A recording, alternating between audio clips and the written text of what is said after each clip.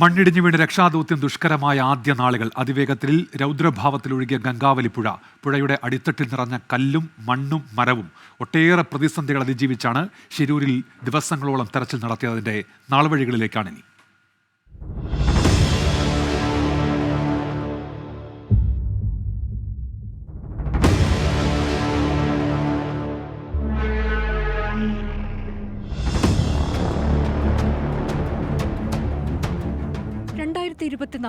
July 16 രാവിലെ 8:30 ഉത്തര കന്നഡ ജില്ലയിലെ അങ്കോളയ്ക്കടുത്ത് ഷിരൂരിൽ കനത്ത മഴയും മണ്ണിടിച്ചിലും. ഷിരൂരിലെ വലിയ മല മുഴുവനായി താഴേക്ക് പതിച്ചു. കോഴിക്കോട് കണ്ണാടിക്കൽ സ്വദേശി അർജുനെ ട്രക്കുമായി കാണാതായെന്ന് കുടുംബം പരാതി നൽകി. ബെൽഗാമിൽ നിന്ന് അക്കേഷ്യ മരങ്ങൾ കയറ്റിക്കൊണ്ടുവരികയായിരുന്നു അർജുൻ. കർണാടക സർക്കാരിന്റെ തെരച്ചിൽ പേരിന് മാത്രമെന്ന് കുടുംബം പരാതിപ്പെട്ടു. കേരളത്തിലെ മാധ്യമങ്ങൾ വാർത്ത നൽകിയതോടെ സംസ്ഥാന സർക്കാർ ഇടപെട്ടു. തെരച്ചിൽ നടത്താൻ കർണാടക ഭരണകൂടം തയ്യാറായി. കർണാടക പോലീസും ദേശീയ ദുരന്ത നിവാരണ സേനയും ഫയർഫോഴ്സും തെരച്ചിൽ ഊർജിതമാക്കി.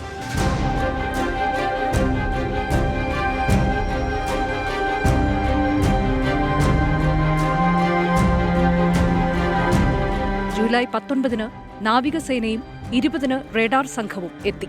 റേഡാർ ഉപയോഗിച്ചുള്ള ഭൂഗർഭ സ്കാനിംഗ് ജൂലൈ 20 നടന്നു. അർജുൻ ഉൾപ്പെടെ 3 പേർ കാണാമറയത്ത്. രക്ഷാപ്രവർത്തനത്തിന് സൈന്യം വേണമെന്ന് കുടുംബം ആവശ്യപ്പെട്ടു. ഇടപെടൽ വേണമെന്ന് സുപ്രീം കോടതിയിലും ഹർജി നൽകി. കേരളത്തിൽ നിന്നുള്ള മന്ത്രിമാരുടെയും ജനപ്രതിനിധികളുടെയും സംഘം ഷിരൂരിലെത്തി. കർണാടക മുഖ്യമന്ത്രി ഉൾപ്പെടെ സ്ഥലം സന്ദർശിച്ചു. തുടക്കം മുതൽ കാർവാർ MLA സതീഷ് കൃഷ്ണ സെയിൽ നടത്തിയ ഇടപെടൽ നിർണായകമായി. കാർവാർ SP-യും കളക്ടറും നിർദ്ദേശങ്ങൾ നൽകാൻ സജീവമായി ഇടപെട്ടു.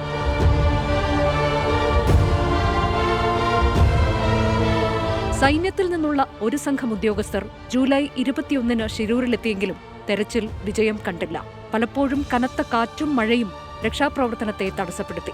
22 കരയിലും ഗംഗാവലി പുഴയിലും തെരച്ചിൽ. ലോറി കരയിലില്ലെന്ന് കണ്ടെത്തി. ഡീപ് സെർച്ച് ഡിറ്റക്ടർ ഉപയോഗിച്ചുള്ള തെരച്ചിലിലായിരുന്നു സ്ഥിരീകരണം. ഐബോർഡ് സോണാർ സംവിധാനവും തെരച്ചിലിന് എത്തിച്ചു. Retired major general M. ഇന്ദ്രബാലന്റെ നിർദ്ദേശത്തിന്റെ അടിസ്ഥാനത്തിൽ കൂടിയായിരുന്നു തെരച്ചിൽ. തുടർന്ന് ലോറിയുടെ ഭാഗങ്ങൾ പുഴയിൽ കണ്ടെത്തിയെന്ന് കർണാടക റവന്യൂ മന്ത്രി സ്ഥിരീകരിച്ചു. നദീതീരത്തെ മണ്ണ് ലോങ് ബൂം എക്സ്കവേറ്റർ ഉപയോഗിച്ച് നീക്കം ചെയ്തെങ്കിലും ട്രക്ക് കണ്ടെത്താൻ കഴിഞ്ഞില്ല. തീരത്തുനിന്ന് 132 മീറ്റർ അകലെയാണ് ലോറിയെന്ന് ഡ്രോൺ പരിശോധനയിൽ കണ്ടെത്തി. സോണാർ പരിശോധനയിൽ ലോഹഭാഗങ്ങളും കണ്ടെത്തി. മോശം കാലാവസ്ഥയും ശക്തമായ അടിയൊഴുക്കും രക്ഷാപ്രവർത്തനത്തിന് വെല്ലുവിളിയായി. മുങ്ങൽ വിദഗ്ധൻ ഈശ്വർ മാൽപ്പയും സംഘവും എത്തി. 8 തവണ മുങ്ങിയെങ്കിലും ഒന്നും കണ്ടെത്താനായില്ല. ജൂലൈ 28 13ാം ദിവസവും തെരച്ചിൽ പരാജയപ്പെട്ടതോടെ കൂടുതൽ യന്ത്രങ്ങൾ വരുന്നതുവരെ പരിശോധന നിർത്തിവെക്കാൻ കർണാടക സർക്കാർ തീരുമാനിച്ചു. ഒരാഴ്ച തെരച്ചിൽ നടന്നില്ല.